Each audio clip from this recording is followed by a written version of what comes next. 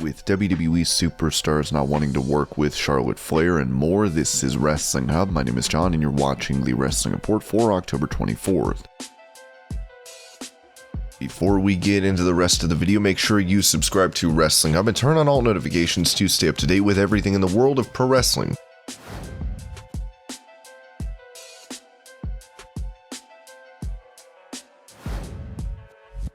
During Dynamite, Lance Archer was facing Eddie Kingston when he went to the top rope. He went for a moonsault but could not rotate completely, landing on the top of his head. After being checked out by the ringside doctor, he got back in the ring only to be rolled up by Kingston for the 3 count. Archer was able to walk away from the ring on his own, as he had this to say following this mishap: "I'll live, thank you Lord. Listen, we choose to do this and take our health and lives in our hands every night. I've done that move hundreds of times over my career, just under-rotated. Could have been much worse. Thank you to all at AEW for taking amazing care of me and protecting me. I'll be back." On Wrestling Observer Radio, Dave Meltzer would note that Archer was angry over the situation backstage. "I was told he passed all his tests backstage and they're pretty sure it's not a concussion. They checked him in the moment for a concussion, or they would have stopped it completely without going to a finish. He did want to keep wrestling, but Doc Sampson and everybody pretty much said go right to the finish. He was telling them he wanted to continue, so that's probably why he was upset backstage."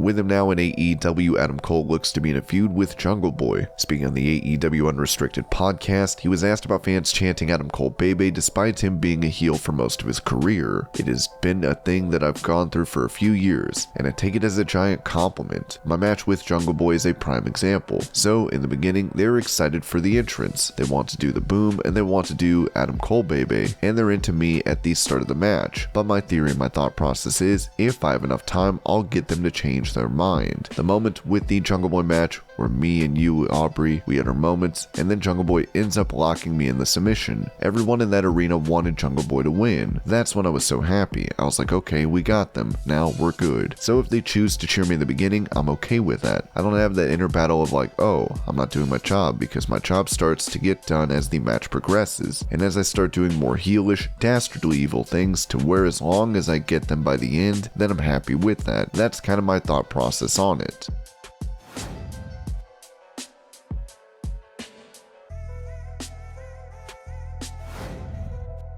During an interview with Ariel Helwani, Renee Paquette was asked about her time in WWE, specifically if she had been yelled at through her headset by Vince McMahon when she was doing commentary. She responded, "Yes, of course. I wasn't on commentary for this moment, but it was after I had done commentary and I was doing a panel. We were in Las Vegas, and we're doing a panel show where they cut to us during the show. It was some kind of special. Tyson Fury was on the show when he was doing his stint in WWE, and it was me, Samoa Joe, Booker T, and Beth Phoenix. And I was throwing to a package, blah blah blah, something something, the Gypsy King, Tyson Fury, throw it to package, and he's in my ear and he goes, 'You f***ing ruined it,' screaming in my ear, telling me I ruined the segment because I didn't refer to Tyson Fury as the lineal champion. So he's screaming at me, and at this point I am over it. I've done the commentary thing. I'm just like, I'm a little bit hardened to all the circumstances. So he's yelling at me about this, and I'm looking down at my notes. Maybe I'm looking to Samoa Joe, taking in this information in my ear, but he thinks I'm ignoring him. So he yells at me again. 'Do you hear me? Acknowledge that you hear me.' And he wanted me to look into the camera and be like, 'Yes sir, I hear you, I understand you, I apologize.' But yeah, just to be yelled at like that for a small, I don't even want to say mistake. I didn't make a mistake. I just didn't call him the lineal world champion. I didn't know it was that necessary. It was if I had ruined the run of Tyson Fury in WWE by not calling him that, but to be yelled at like that in front of your peers was pretty demoralizing. To just be yelled at that I had ruined a segment, I felt bad about it. Then we had to come back and do it on camera after that, and I just wanted to pull my headset and just literally get in my car and drive home. At that point, I had just had it." Paquette would reveal that by the time the show ended, McMahon had forgotten his tirade. "I don't think I ever cried at that. I can't think of a time that I cried. There's times that I had cried during my duration of WWE for sure, and we can get into those, but as far as being yelled at and being upset about that, not so much. It's more so, it's shocking. It's like jarring to be yelled at like that as a grown-ass woman. Like, wait,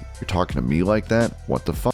You almost find comedy in it. Like, this is happening? It's also like you're sitting there with your crew of people who are also on the panel. They understand what's happening, so we're all on the same page. As much as it can be embarrassing, we also all understand the circumstances of which we're working, so we can all sort of roll our eyes at each other and just go, okay, he's on one today. I guess we've just got to take it on the chin, and that's more of what it is. But there's been other times just having a up on air. I remember doing a 15-second on camera. It was when Bray Wyatt was doing the Firefly Funhouse. Try saying that out loud really quick. I said it wrong and I was like, oh fuck. But I still threw to the thing and he was like, you messed that one up. And I was like, yeah, I did. That was my fault. But you're doing live TV. You're doing it on the fly and it is what it is. As much as I can say those moments happen and you hear these stories about Vince yelling in someone's ear and whatnot, by the time you walk back through Gorilla at the end of the show, he's over it. It's not like he's holding onto this grudge. Like, you did this terrible thing and now I'm going to hate you forever. It doesn't really work like that. Sometimes it does, but usually by the end of the show, he's moved on to the next thing. It's not even a blip on his radar. It's just that knee-jerk reaction to yell. Helwani would ask if Vince ever apologized, as Renee responded, oh god no, god no. Not that I can remember, but that's just not really the way that it works there. I do have regrets that I didn't talk to him more about that, especially the Tyson Fury thing. That was one of just being screamed at that I really wish I had went to Gorilla, because at that point, I knew I was like, I'm out of here, man. This is crazy. I wish I'd gone back and had a conversation with him about that, a little bit more just to clarify. And honestly, maybe that would have made my relationship with him better. And I think me kind of turning more insular after that and being like, oh, I'm just going to avoid him now. He screamed at me like that. I'd rather not talk to him. I should have gone the other way and addressed him. Maybe he would have respected me more if I had done that.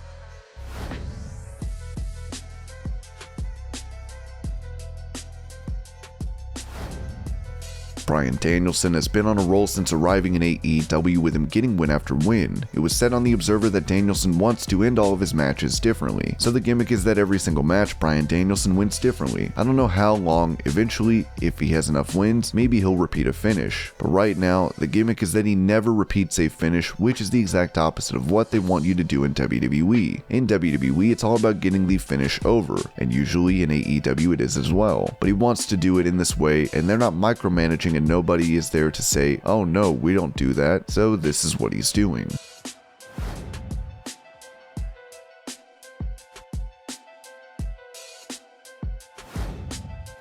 Following their awkward title exchange on SmackDown, Charlotte Flair and Becky Lynch reportedly got into a heated shouting match backstage, where Vince McMahon was apparently upset that Flair left without saying anything to him. Becky was supposed to take Charlotte's belt and hold up both titles, but Flair dropped the Raw women's strap to avoid Lynch grabbing it. PW Torch has noted that multiple sources within WWE state the locker room sided with Becky in this case, seeing her as a hero for standing up to Flair. It was additionally noted that no other women want to work with her now, as Charlotte has become increasingly difficult to work with. WWE would edit that clip from SmackDown, as Meltzer noted. You know, they replayed SmackDown tonight and they edited out the part where she dropped the belt. So for whatever that's worth. I mean, I guess they wanted to edit it out. I mean, whatever. They might as well. It was also said on Wrestling Observer Radio that as far as what's gonna happen to Flair, I mean, they'll make a ruling. They'll either suspend her or they won't. It's a weird situation because they can fire her, but if they do, then she's going to AEW and they don't want that. Or maybe they do want that, but the impression I got is that they don't want that. So I don't know how it's going to be handled. They could suspend her or have her apologize. Who knows? My impression is that Andrade's tweet was regarding her. While many are thinking this could lead to Flair going to AEW, she reportedly still has years left on her current WWE deal. Unless the company fires her, that won't be happening anytime soon.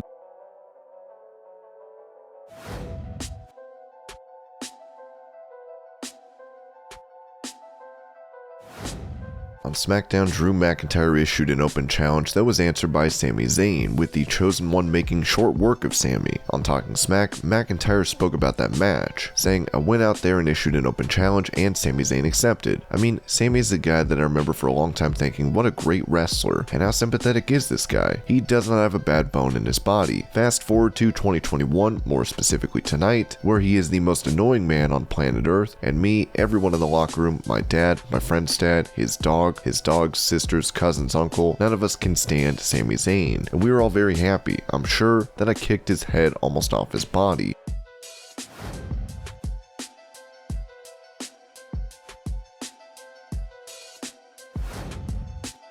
Roman Reigns is not only the tribal chief and universal champion, but a locker room leader for those backstage. On Stories with Briscoe and Bradshaw, it was noted by former WWE referee Mike Chioda that Roman kicked Enzo Amore out of the dressing room. I remember it happened to Enzo Amore. I also remember that John Cena made Enzo dress out there for a while. Roman Reigns was responsible for that. Roman is old school, as are so many generations of wrestling there. He made Enzo dress out in the back because of some of the stupid stuff he was doing. I mean, when you disrespect the business, the boys in the locker room, or anything else, you are going to get heat. That is for sure. With Reigns recently defending his Universal title against Brock Lesnar at Crown Jewel, we'll have to see where this feud goes, especially given the unknown allegiance of Paul Heyman.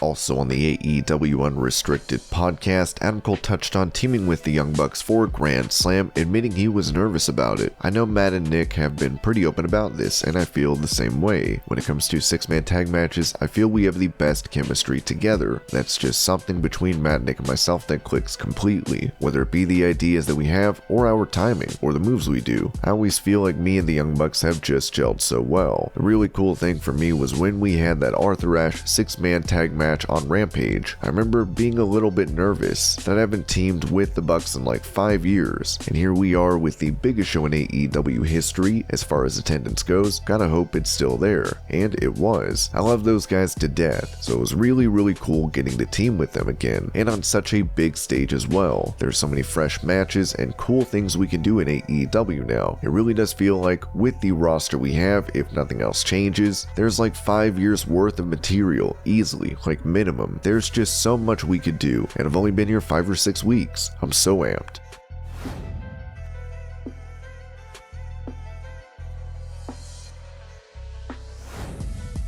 Going back to Charlotte Flair, Fightful Select recently said in regards to her apparently being upset with not being able to lose to Bianca Belair that there were members of the roster that challenged the idea that Charlotte campaigned to lose to Bianca Belair on Monday, although she seemed fine losing the match. We're told that Charlotte has been outspoken about creative regardless.